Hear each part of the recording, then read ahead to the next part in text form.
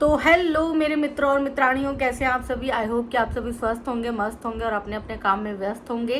तो आज हम बात करने वाले हैं एक बार फिर से अंशु के बारे में, क्योंकि अंशु की खुशियों को ग्रहण लगाए बैठे हैं लोग। जी हाँ, अंशु का यही कहना है कि मेरी खुशियों पर क्यों बुरी नज़र डाल रहे हो।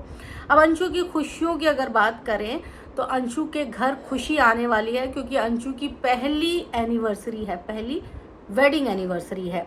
अब वेडिंग एनिवर्सरी है तो अंशु चाहती है कि धूमधाम से उनकी पहली शादी की सालगिरह को मनाया जाए, सेलिब्रेट किया जाए। कोई फ़र्क नहीं पड़ता, ठीक है, अच्छी बात है, सेलिब्रेट करें। लेकिन अब लोगों ने उनके कमेंट सेक्शन को जो है पूरा नेगेटिविटी से भर दिया है। लोगों का कहना है कि भाई इतनी जल्दी मूव ऑन हो गई, किस चीज़ से मूव ऑन हुई है। तो आप सबको पता है कि अंशु की चचेरी ननद वो एक्सपायर हो गई थी हाल फिलहाल में, और वो कोई लंबी बीमारी से एक्सपायर नहीं हुई थी, कोई हादसा नहीं हुआ था उनके साथ हुआ था हैरेसमेंट, उनके साथ हुआ था अत्याचार। ससुराल वालों के अत्याचार के बाद जो है उनको जहर दे के मारने का आरोप लगाया था अंशु ने। और उनके निधन को अभी बहुत ज़्यादा वक्त नहीं हुआ है, मुश्किल से 1 आध महीना हुआ है उनकी ननद के एक्सपायर होने को। नई नई शादी हुई थी, शादी के 1 साल नहीं हुआ था, कुछ महीने की प्रेग्नेंट भी थी उनकी ननद। और अब ननद के साथ हुए इस हादसे के बाद जब अंशु ने सोशल मीडिया पर ये बताया कि मैं अपनी एनिवर्सरी मनाना चाहती हूँ, तो लोगों को बुरी लग गई ये बात। लोगों ने कहा कि अभी हाल फिलहाल में तुम्हारे घर में एक बहुत बड़ा हादसा हुआ है और उसके बाद तुम जो है जश्न मनाने के मूड में आ गई हो। वैसे बात तो लोगों ने कुछ गलत नहीं कही, लोगों का कहना बिल्कुल सही है। अगर किसी घर में मातम होता है, कोई चला जाता है, कोई अपना चला जाता है और उस अपने के चले जाने से आपको दुख होता है, तकलीफ़ होता है, तो आप उसे अपने बॉडी जेस्चर से भी शो करते हो। ऐसा नहीं है कि दुख तकलीफ़ में आप हंसने लगते हो, नाचने लगते हो, खाने पीने डांस करने लग जाते हो, ऐसा तो नहीं होता। आपके बॉडी जेस्चर से पता चलता है कि आप दुखी हो। जिस तरह से अंशु ने वीडियो बनाया था अपनी ननद के लिए, वो काफ़ी लोगों को अच्छा भी लगा था। लोगों ने बहुत अप्रिशिएट किया था कि चलो सोशल मीडिया पर हो तो कम से कम अपनी ननद के लिए तुम आई तो सही, तुमने आवाज़ तो उठाई।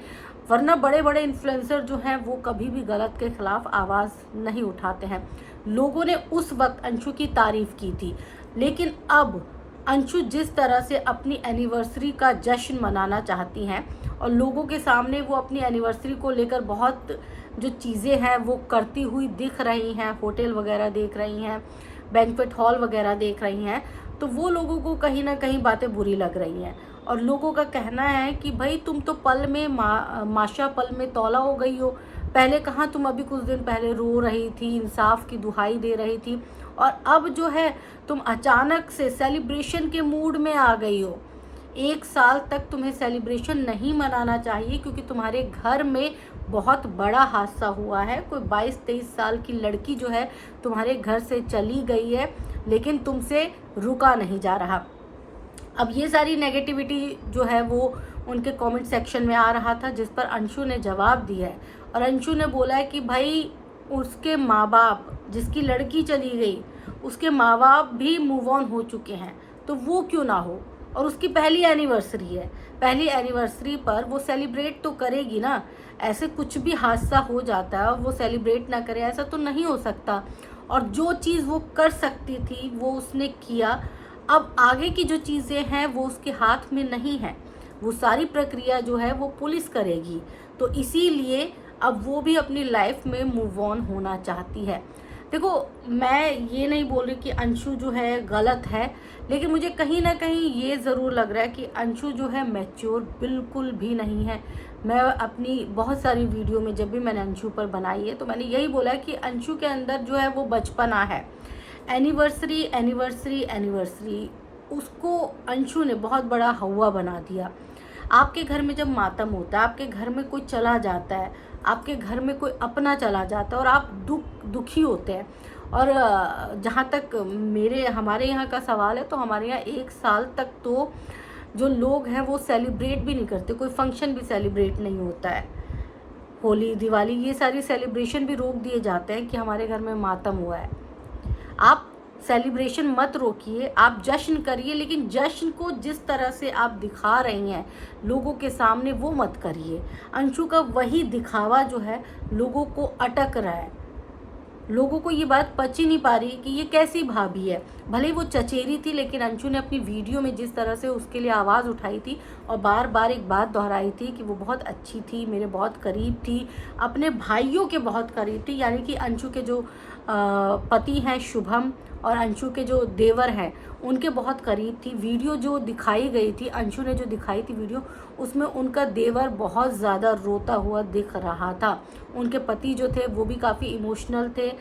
तो ये सारी चीज़ें देखने के बाद कहीं ना कहीं हर किसी के जहन में एक सवाल तो उठता है कि भाई ये कैसे नाते रिश्ते हैं, इन्फ्लुएंसर के, यूट्यूबर्स के, ये कैसे इमोशंस हैं जो एक पल में कुछ और होते हैं और दूसरी पल बदल जाते हैं। अंशु के लिए अब यही बात जो है लोग भी कह रहे हैं, मेरे जहन में भी ये सवाल जो है उठ रहा है, क्योंकि कुछ भी हादसा होता है, कोई बड़ा हादसा होता है तो उसको भूलना बहुत मुश्किल हो जाता है। आप बहुत जल्दी जो है वो मूव ऑन नहीं हो पाते हैं। हाँ, मैं ये कह सकती हूँ कि अगर उनकी ननद किसी हादसे का शिकार हुई होती, हादसे का कहने का मतलब किसी लंबी बीमारी से जो है वो चली गई होती, मैं बार बार हादसा शब्द का जिक्र कर रही हूँ तो कहीं ना कहीं वो गलत है। अगर वो लंबी बीमारी से चली गई होती, ये दुनिया छोड़ चुकी होती, तो एक पल के लिए माना जा सकता था कि इंसान जो है वो मानसिक रूप से तैयार होता है। अगर कोई आपके घर में बहुत बीमार इंसान है और डॉक्टर बोल चुके हैं कि अब जो है ये बहुत कम वक्त इनके पास बचा है, तो आप जो है मानसिक रूप से अपने आप को तैयार करना शुरू कर देते हैं। तो उनके जाने पर जो दुख होता है ना, क्योंकि वो दुख आप पहले ही सहन कर चुके होते हो, तो उनके जाने पर वो दुख जो है वो आधा हो जाता है। लेकिन यहाँ पर अंशु की जो ननद थी उनके साथ ऐसा नहीं था।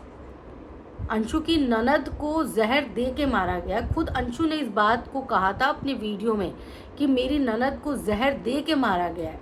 अब जहर दे के मारा गया, नव विवाहित थी, शादी को कुछ ज़्यादा वक्त नहीं हुआ था, ऊपर से वो 3 से 4 महीने की प्रेग्नेंट थी, और आपकी ननद जो कि प्रेग्नेंट थी, जो कि कम उम्र की थी, जिनकी नई नई शादी हुई थी, जिनको जहर दे के मार दिया गया था, उस ननद का शोक भी क्या आप कुछ और दिन नहीं मना सकते थे?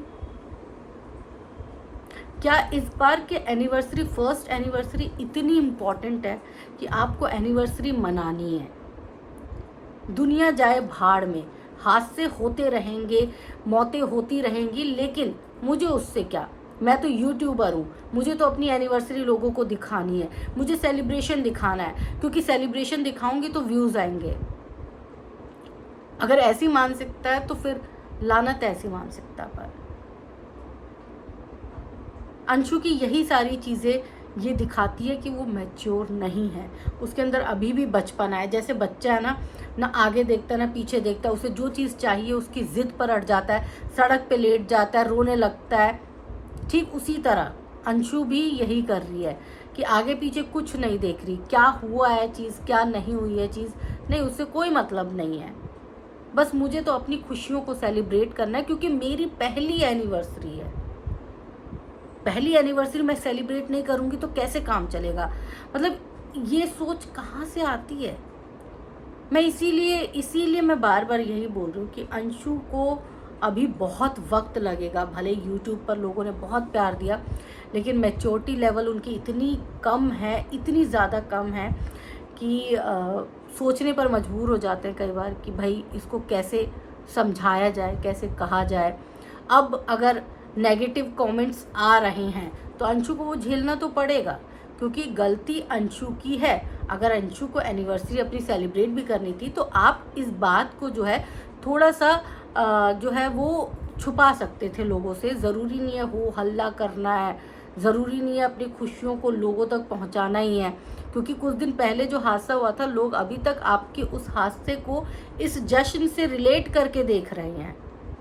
तो आपको थोड़ा सा संयम बरतना चाहिए था। थोड़ा सा आपकी एनिवर्सरी में भी गैप है, तो उस हादसे को हुए 2 महीने हो जाते। 2 महीने में अगर आप 2 महीने बाद जश्न कर रहे होते और 1-2 दिन पहले अगर खुलासा होता कि भाई एनिवर्सरी बहुत ग्रैंड लेवल की हो रही है, तो इंसान थोड़ा सा पचा भी लेता बात कि चलो ठीक है, भूल भी जाते हैं ना लोग। हमारे यहाँ समस्या तो ये है कि लोग जो हैं चीज़ों को भूल भी जाते हैं। तो पच जाती ये बात कि चलो ठीक है। अब 15-20 दिन पहले आपकी रोती गाती वीडियो सामने आती है और उसके बाद जो है आप अचानक से सेलिब्रेशन मोड में आ जाते हैं, तो लोगों को ये बात नहीं बच रही है। या तो आप चिल रहो, कूल रहो, दुनिया जाए भाड़ में, मरता है कोई मरने दो, जीता है कोई जीने दो, इस एटीट्यूड में रहो, फिर आपको वैसे एक्सेप्ट कर लेंगे। फिर आप रोते गाते मत आओ, फिर आप ना लोगों से हेल्प मत मांगो। लेकिन जब आप लोगों के सामने आते हो ना रोते गाते अपने घर की समस्याएं बताते हुए, तो फिर लोगों से ये उम्मीद मत करो कि लोग सिर्फ आपको पॉजिटिव कमेंट करेंगे। तो एक बार फिर मैं यही कहूँगी कि भाई अंशु मैच्योर हो जाओ, थोड़े बहू हो, थोड़े बहू वाला जो है एटीट्यूड वो लेकर आओ, थोड़ा घर की एक बड़ी बहू के नाते जो है थोड़ा सा मैच्योरिटी दिखाओ। अपने आप को ना बच्चा मत समझो, अब आप बच्चे नहीं हो, और इतने बच्चे तो नहीं हो, लोगों ने आपका देख रखा है, अलग रूप भी देख रखे हैं, तो आप अपने आप को बच्चा साबित करने की कोशिश मत करो। इस उम्र में, आपकी उम्र में लड़कियों को या लड़कों को, मैं जेंडर का बिल्कुल भी यहाँ पे कोई भेदभाव नहीं कर रही, लड़का लड़की मेरे लिए एक समान है, मेरे परिवार में भी एक समान है। मैं यही बोलूँगी कि इस उम्र में आते आते लड़का लड़की दोनों को ये पता चल जाता है कि क्या चीज़ सही है और क्या चीज़ गलत है, और आपको बहुत अच्छे से पता है। आपकी बहुत सारी वीडियोस ऐसी आई हैं जहाँ पर आप अप्सरा मॉम के लिए बोलते हुए नज़र आए हो, दूसरों के लिए बोलते हुए नज़र आए हो। जब आप पर किसी ने अटैक किया है, ज़ुबानी अटैक, तो आपने उसका बचाव किया है, अच्छे ढंग से किया है, तो वो भी मैं अप्रिशिएट करती हूँ। तो जब आपको वो सारी चीज़ें पता थी, तो ये इसका भी पता होना चाहिए ना कि मातम के बाद अचानक से जश्न नहीं मनाया जाता, थोड़ी चुप्पी साधी जाती है, थोड़ा संयम रखा जाता है, और उसके बाद जश्न की तैयारी की जाती है। और जश्न में भी ज़रूरी नहीं है कि फर्स्ट एनिवर्सरी है तो कोई बहुत बड़ा वो है, पूरी ज़िंदगी बची हुई है, एनिवर्सरी 3rd मनाओ, 2nd मनाओ, जितनी एनिवर्सरी मनानी है मनाते जाओ, आपके पैसे आप खर्च करो, लेकिन आगे पीछे की सिचुएशन देख के, क्योंकि आप यूट्यूबर हो, आपको हज़ारों लोग देख रहे हैं, तो उन पर गलत इफ़ेक्ट पड़ेगा और वो बोलेंगे ही बोलेंगे। आपको नेगेटिविटी के लिए फिर तैयार रहना पड़ेगा। फिर आप उम्मीद मत करो कि लोग आपको बोलेंगे ओ मेरा अंशु तो कितना छोटा बच्चा है। ऐसा नहीं हो सकता, हमेशा आप दूध पीते बच्चे नहीं रह सकते हो। तो अगर आप सबको मेरी वीडियो अच्छी लगी हो तो कमेंट करिएगा, और साथ ही साथ अगर सब्सक्राइब नहीं किया है चैनल तो सब्सक्राइब कर लीजिएगा।